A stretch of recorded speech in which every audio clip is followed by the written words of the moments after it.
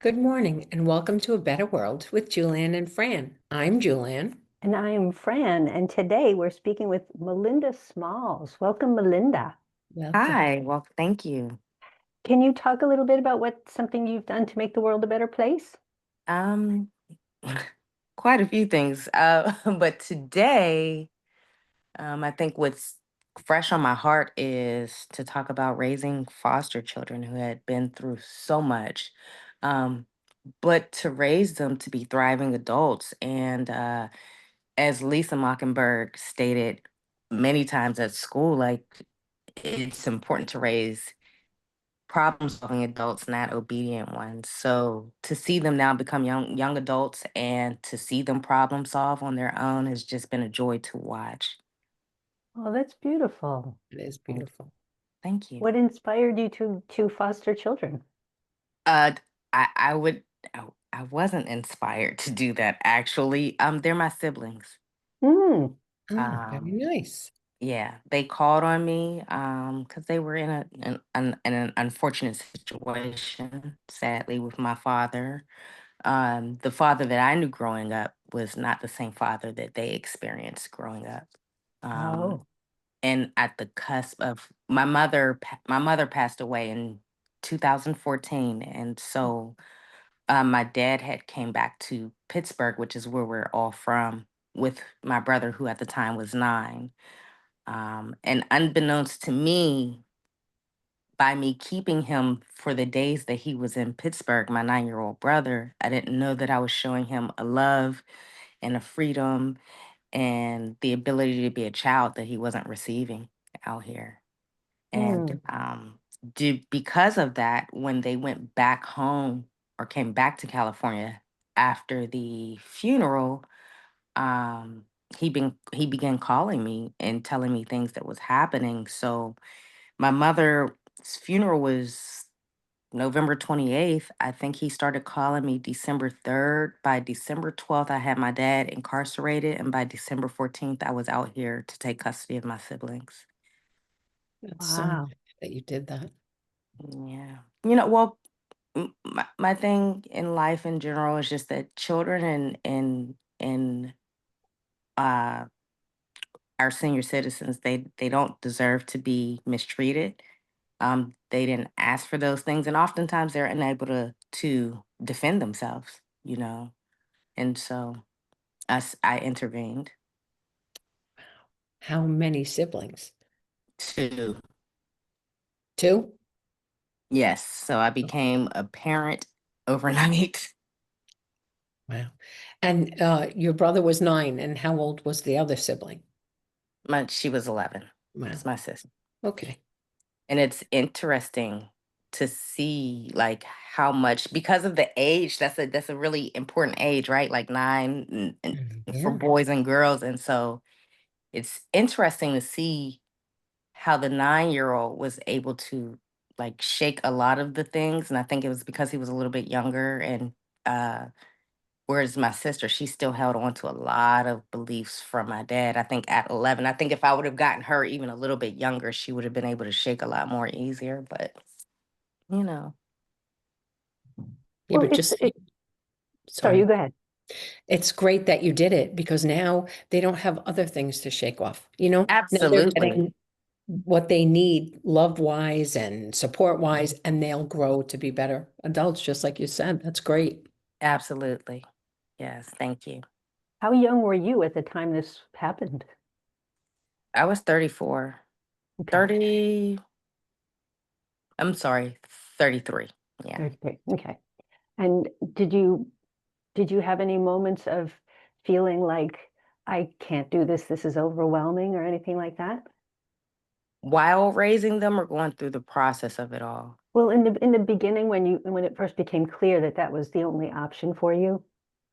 Um, no, I think I was so riddled with trauma even in my own life at that time. Like by that time, just to give you a short timeline, like I had gotten raped 9/11, 2011. So I was Oh on my a goodness. a year-long rape trial where I was in court every month for a year. Um And the day that that ended, the very next day, I got a call saying that my mom b- she had a psychotic break. So I literally, the day after the trial ended, I had to pick up and move from DC to Pittsburgh to take care of my mom. Oh, goodness. Took care of her from that was it ended roughly 9/11/2012. So I'm back in Pittsburgh then. Took care of her till 2014. Spring 2014, I got her better and a little bit able to take care of herself. I moved back to Virginia, Northern Virginia. She got cancer 3 months later. I had to move back to Pittsburgh, take care of her, and then she passed. And so when she passed, that's when my brother started telling me everything. So I think at that time I was just so in a full swing of traumas Yeah. that uh it wasn't even about me at all. I then and the kid was telling me so much. Oh my goodness, that I it just the one question I did ask myself, I've always been a disruptor. um, Good for you. thank you. Yeah. And the one question I asked myself was, if everybody gets mad at me for fixing this problem, because sometimes that happens when you go in and you disrupt things. Everyone's mad at you, and you were just trying to what you thought was making things right, right? And so my question was, if these kids grow up and they're mad at you and everybody's mad at you, why did you do it? Like, what is your root reason for doing this? And what it was for me is if he had passed, didn't make it, died, got killed, I would not ever be able to live with myself. Um and so at that point I just it just had to be done, and that was it. There was never any thought of what's not possible. I mean, I'm also a war veteran, so I've Mm. Thank I've you. you're welcome. So I've I've been in the thick of things quite a few times in my life. Um, so no, that question never crossed my mind.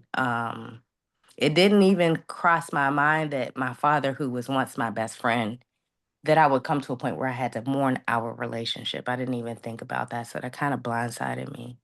Um, that was probably the most hurtful piece about it.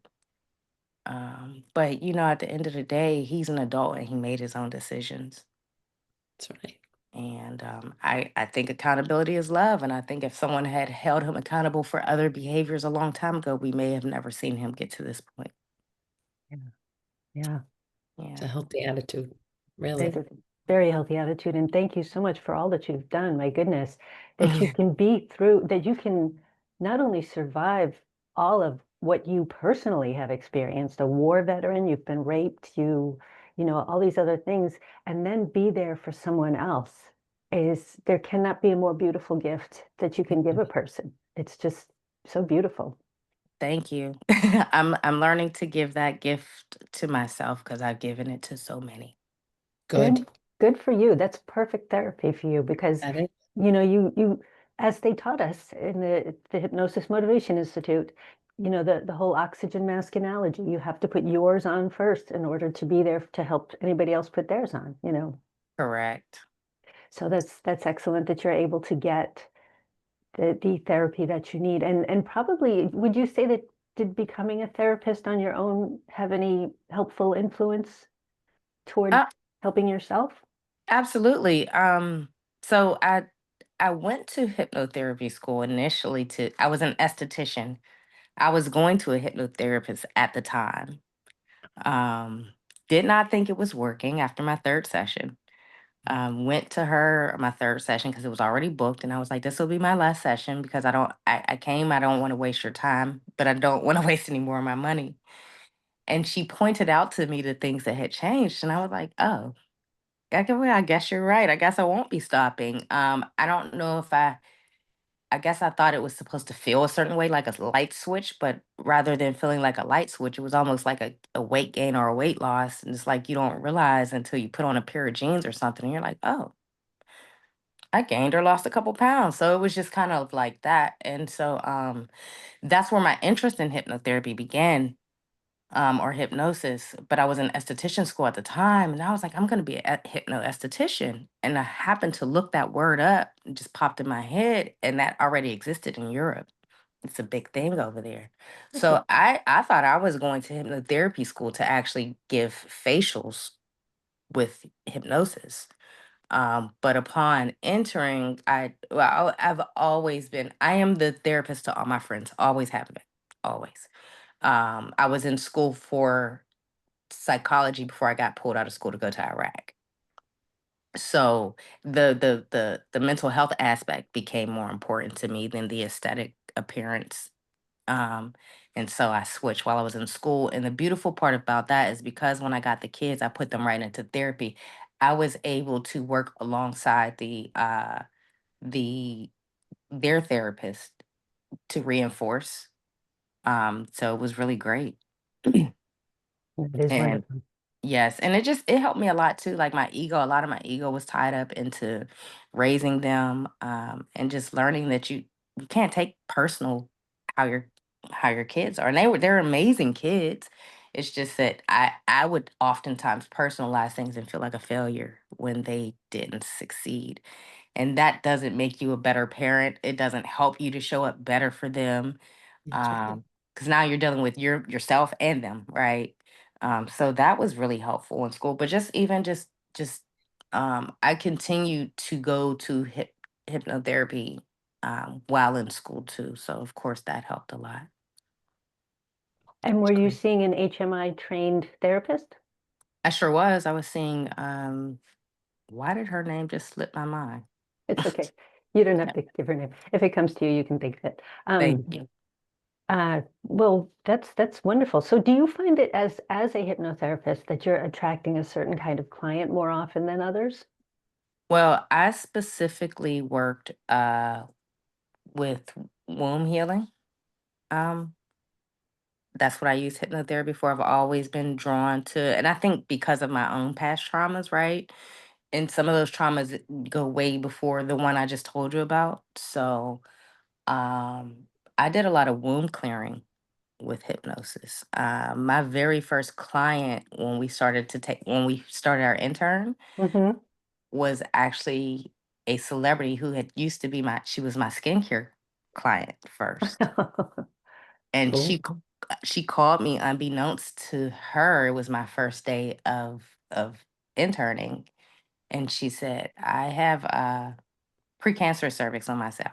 On my they want to do the procedure. Yeah. And she told them she wanted to try alternative methods before she went ahead with the procedure. And so with HMI's policy, it was if it was a medical uh, reason you were treating them, then after the second session, they had to get a doctor's note. So I did the first session. Well, when she called me and asked me, I said yes, but when I got off the phone, I freaked out. I was like, I this lady has my like, why is she calling me? I'm a student. Like Right. I'm not sure. Um, but then I had this calming voice come over me and just say, you got this. Mm. You got it. And I went and I did the first session and it was a beautiful session. I went to bring her out and she wasn't ready to come out, but when she did come out, it was beautiful. I mean, she had tears and her experience was something. There was somebody walking around her doing some beautiful things while she was in hypnosis, and it it Nice. it was good. And then I went to the second session, and that's when I told her, I said, "Well, I would need a doctor's note."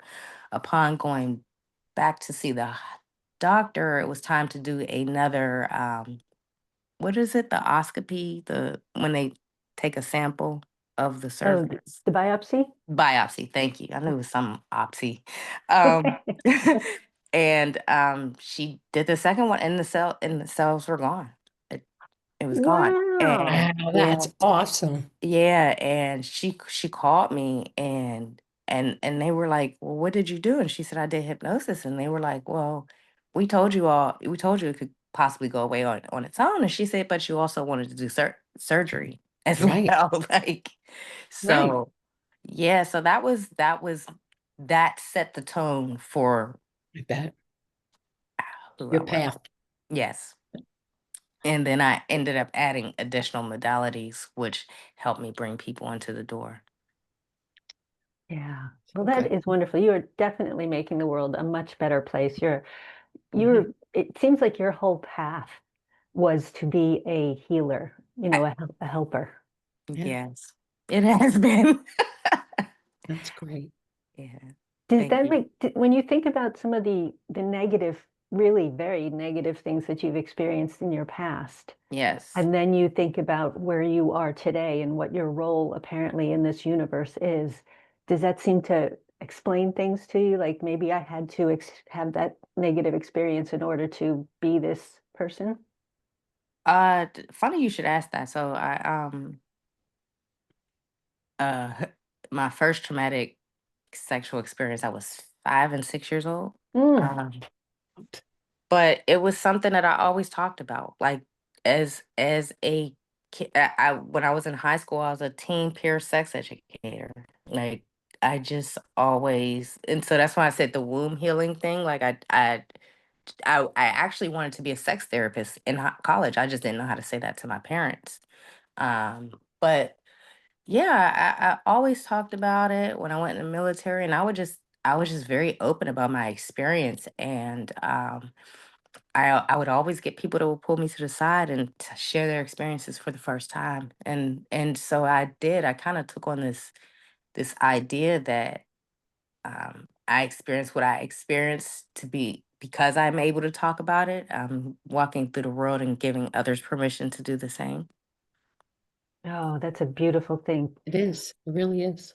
Thank Because you. the first step to healing is acknowledging, That's true. Absolutely. and your willingness to share. It's unfortunate that I think the female human who has not experienced at least sexual harassment is the exception, Yeah. as we learned in the Me Too movement. Right. Um, and because you were so open about what had happened to you, you allowed others to have a voice, and that Abs- allowed them to begin their healing. Yeah. Absolutely. What I didn't account for was how many men I gave voices to. And Mhm. that, unfortunately, that hurt me deeply. I think it blindsided me. I think I didn't anticipate that.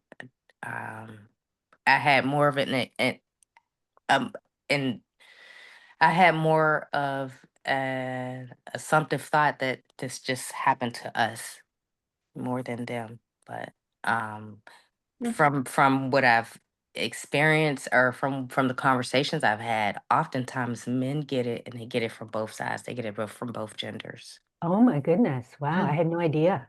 Me Yeah. either. Yeah. Well, that's awful. Well, thank you for giving them a voice too and helping You're them to welcome. begin to heal. Absolutely. Thank you. Do you find that it's as many men as women? Um, not as many, but more than I ever thought. Really? And just and like I said, it was interesting to find that most of them have been touched by both men and women. Yeah. Yeah, that's What do really they have anything in common? Are they in the same field, or do they live in the same, like, do they have anything in common? Because you don't hear that very often. You know what I mean? Well, maybe they don't want to talk about it, and that's why you don't hear about it. I But don't think they want to talk about it. I think when I did this thing on Facebook. My family was mortified, but um I think it was like 2016 or 7. No, it was like 2017. And I was just like, this is what molestation looks like. And I was like, it looks like the girl, the overweight girl that's eating her feelings because she feels like if she's overweight, men won't look at her. It looks like the girl that may have chosen a different and alternative lifestyle because this gender made her feel unsafe. It looks like and I just went through all these different, the little girl that y'all called fast, she was touched. Just all these things to just create right, things for us to look at people and not judge them, but have empathy because you don't understand what their life has been. right. And I just, but it was just all these different, I don't know, as they just kept, and I just kept posting them on Facebook just all day long. It looks like this, it looks like that, it looks like this, basically saying, trauma takes on many look faces. Um, but before you're quick to judge or make fun of or be so set on misunderstanding a person, take a beat. you Right. know.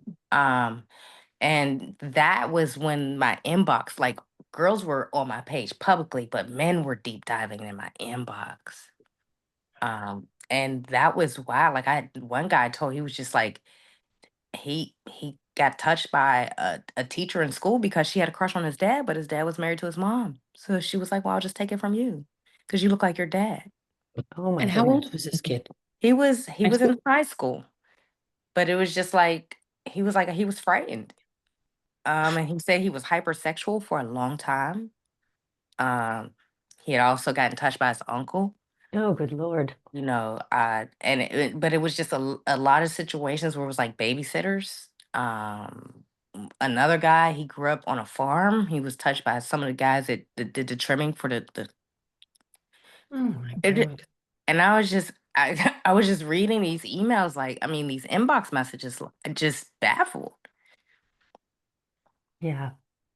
But like I said, there wasn't any common like location. Or Um, threat, it anything, right? No, the main common thing was a lot of them were touched by both men and women. That was the common part. Happens a lot in the And military too.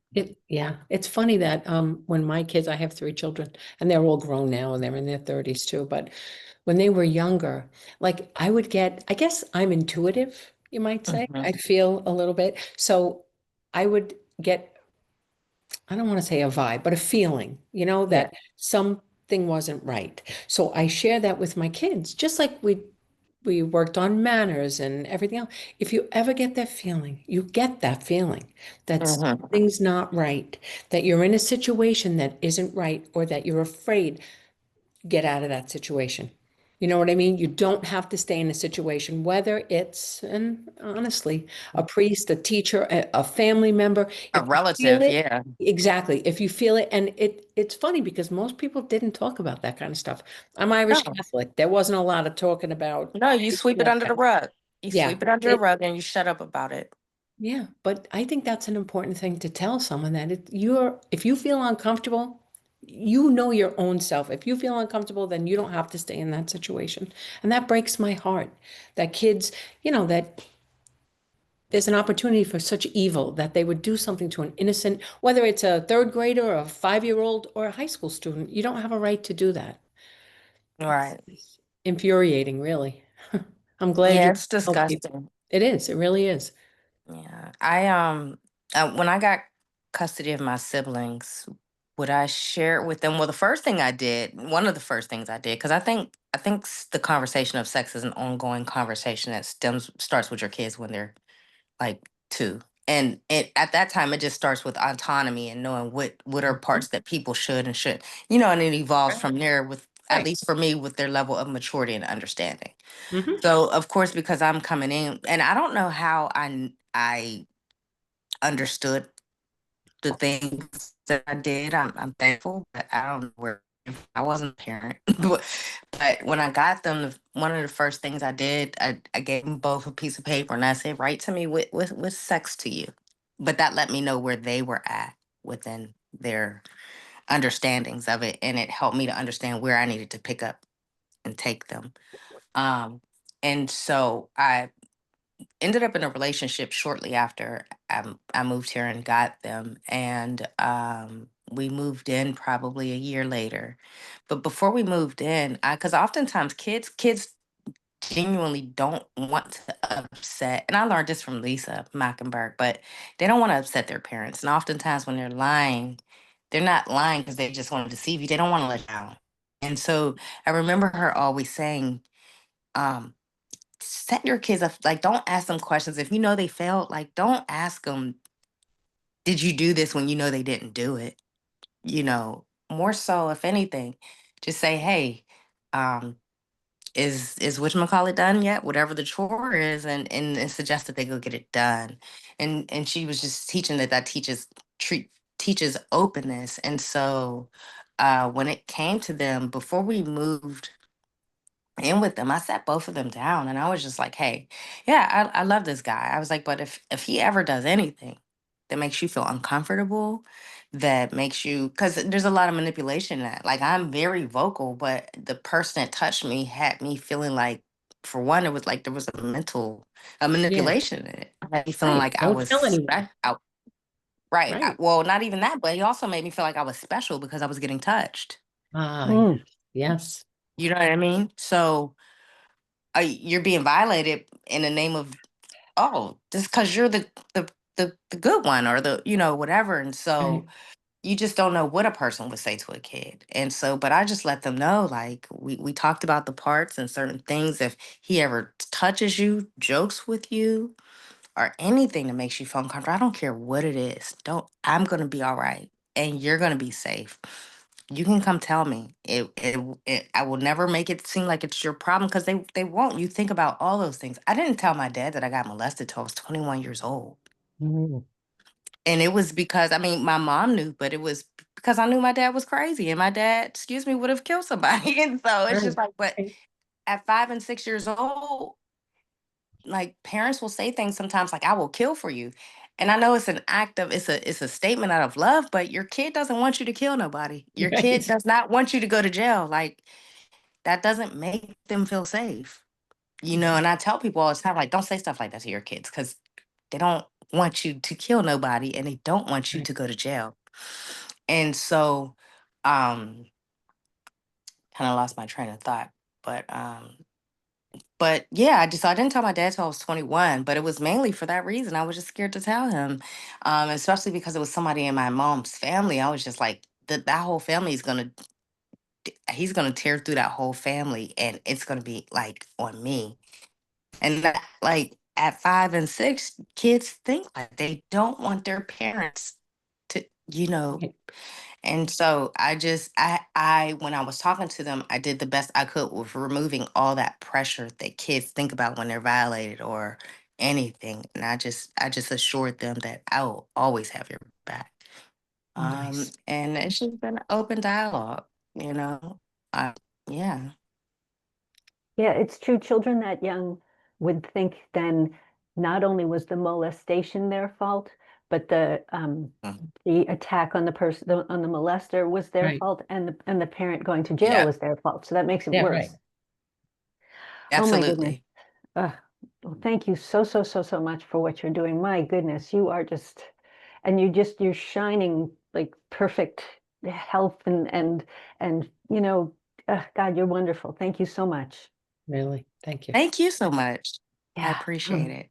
Keep up Um, the good work. yes, absolutely. Absolutely. How can people contact you when they want to contact you? Um, I can be contacted through my email, smalls.melinda@gmail.com. Smalls.melinda@gmail. Okay. Yes. Okay. Um, Jewel, do you have any more questions? I do. I just want to say, I want to ask you, you've said so many wonderful things and you're helping so many people, but if there was one thing you'd want the audience to take away today, what would it be? Um, sheesh. One thing I am learning to do now, and since the kids left, they're both in college now with full scholarships, by the way. Well, Very Oh, nice. beautiful. let me retract that statement. They graduated with full scholarships. My brother, speaking about being problem solving adults, my sister, she went on to college in San Francisco, and she wanted to be a therapist initially. Not because of me. Like, I created an environment for them to figure out themselves and become what they wanted. But she got to her junior year and called me halfway through, and she said, well, I have 1 year scholarship, and I'd rather apply it to a trade school, a cosmetology school. She said, I don't want to be a psychologist. I want to be a hairstylist. And the beautiful thing about that is, because she was African American, they're both, well, obviously, but and they were in schools with people, majority of the people who didn't look like them. And so she was always wanting to wear her hair straight and do these things that just wasn't her hair.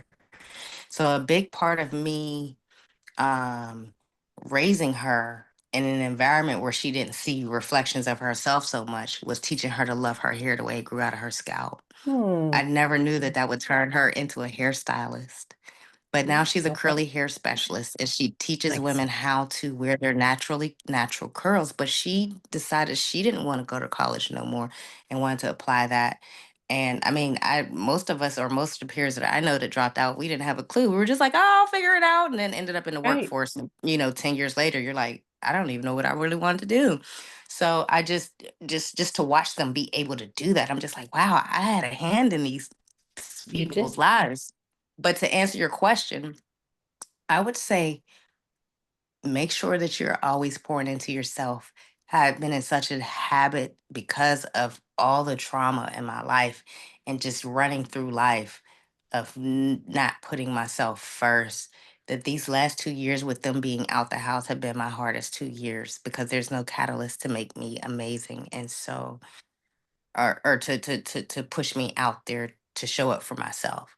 I went to therapy and I worked on myself because I was raising children that I didn't want to bleed on, but I didn't go for myself. So now this last year of therapy has been for me to give Melinda what Melinda has given everybody else. And so if there's anything I would want anybody to know is always find a way to pour into yourself. Um, I'm glad I'm learning this lesson at 43 and 44.